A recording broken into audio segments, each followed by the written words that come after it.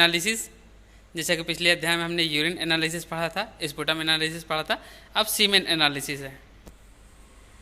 आइए आगे बढ़ते हैं। Introduction. A semen analysis measures the amount of semen or man produced and determine the number and quality of sperm in the semen sample। हम लोग semen analysis किस लिए करते हैं? किसी पुरुष के अंदर पता करते हैं स्पर्मेटोजोआ की संख्या कितनी है और उसके स्पर्म की क्वालिटी कैसी है। A semen analysis is usually one of the first tests done to help determine whether a man has a problem fathering a child। Semen analysis करने से पता चलता है कि कोई पुरुष पिता बन सकता है या नहीं। A problem with the semen or sperm affect more than one third of the couple who are unable to have children। एक तिहाई पुरुषों में ऐसा, एक तिहाई जोड़ों में बात किया जाए ऐसा होता है कि वो पिता बनने लायक नहीं होते क्योंकि उनके स्पर्मेटोजोआ कमज़ोर होते हैं या नहीं होते हैं। Purpose of seminal fluid analysis. Semen analysis करने के कारण there are basically 4 indication for the examination of seminal fluid. यहाँ पे 4 प्रकार से बताए जाएंगे कौन क्या क्या कारण होते हैं जिसे सीमेन एनालिसिस करना पड़ता है।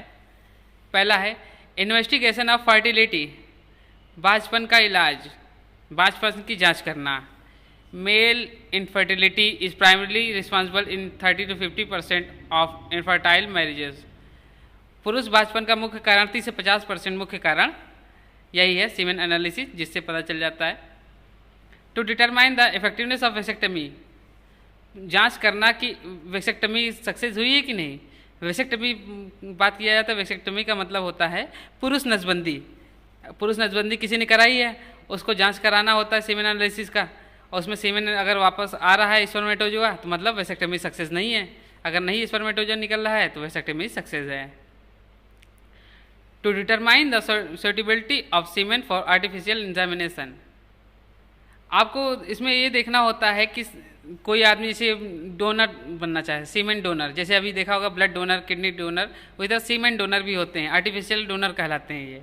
तो उसमें जांच इसलिए किया जाता है कोई आदमी योग्य है कि नहीं डोनेट करने के। किसी के अंदर अगर स्पर्मेटोजोआ, हेल्दी स्पर्मेटोजोआ बन रहे हैं, वो डोनेट करना चाहता है तो अपने जाँच करा सकता है। जैसे आपने एक मूवी देखी होगी विकी डोनर।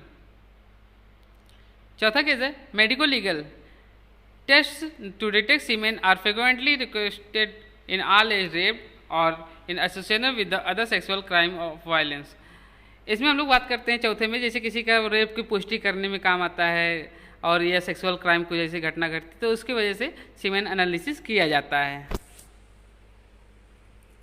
फ्लूइड फ्रैक्शन, सीमेन बनता कब है, कहाँ और कैसे बनता है, इसमें हम लोग ये बताएंगे सीमेन फ्लूइड फ्रैक्शन।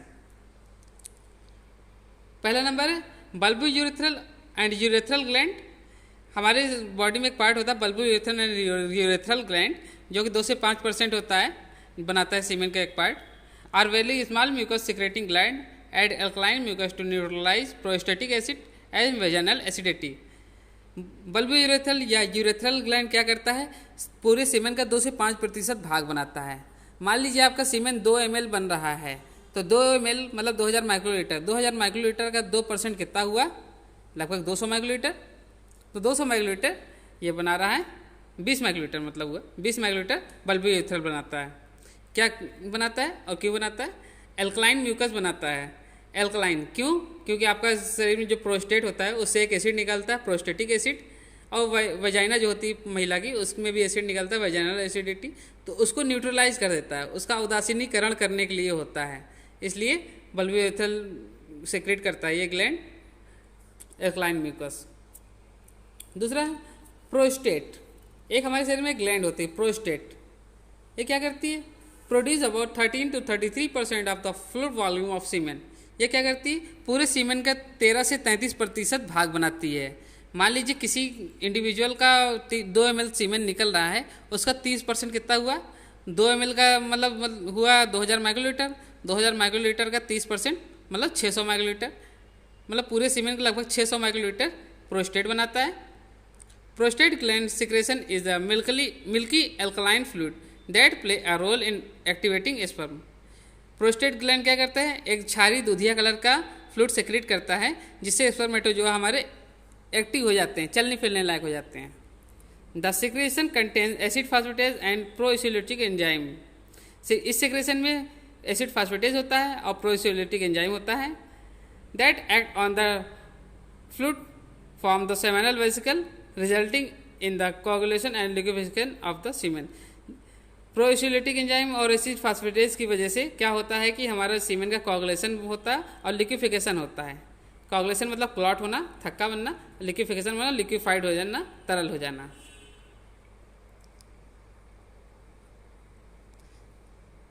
तीसरा आता है सेमाइनल वेसिकल्स। सेमाइनल वेसिकल क्या होते हैं, ये एक ग्लैंड है seminal vesicle, produce about 46 to 80% of the fluid volume of semen. पूरे सीमेन का 46 से 80% भाग बनाती है। एक एग्जाम्पल के लिए अगर किसी सीमेन का 80% भाग माना जाए, किसी का पुरुष का सीमेन 2 ml निकल रहा है, 2 ml मतलब 2000 माइक्रोलीटर, उसका 80% कितना हुआ,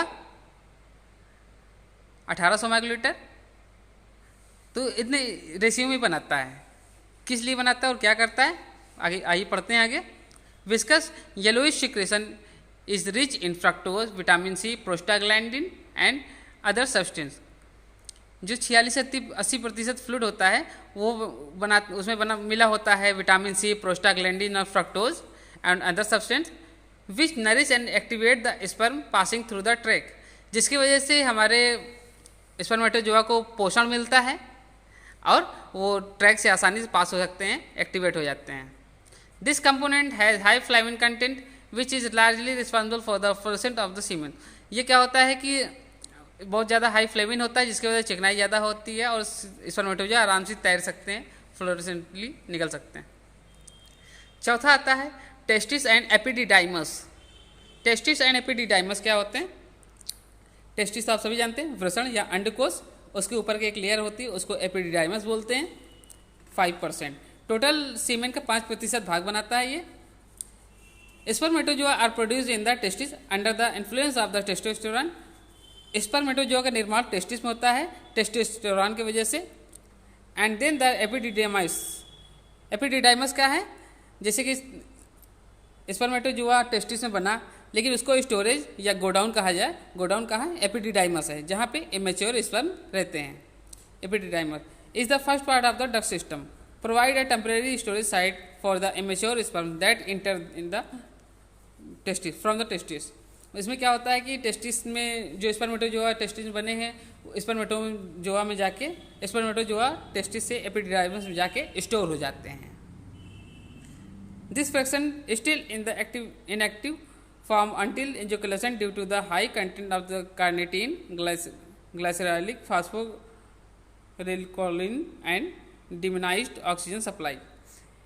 स्पर्मेटोजोआ जो इमेच्योर फॉर्म में है वो एपिडिडाइमस में रहते हैं। जब सेक्स या सेक्स वाली कंडीशन आती है तो एजेकुलेशन के दौरान ये बाहर निकलते हैं ऑक्सीजन सप्लाई के थ्रू होते हुए, और इनके कार्निटीन वगैरह मिल जाते हैं, जिससे ये एक्टिवेट हो जाते हैं और मैच्योर होने लगते हैं।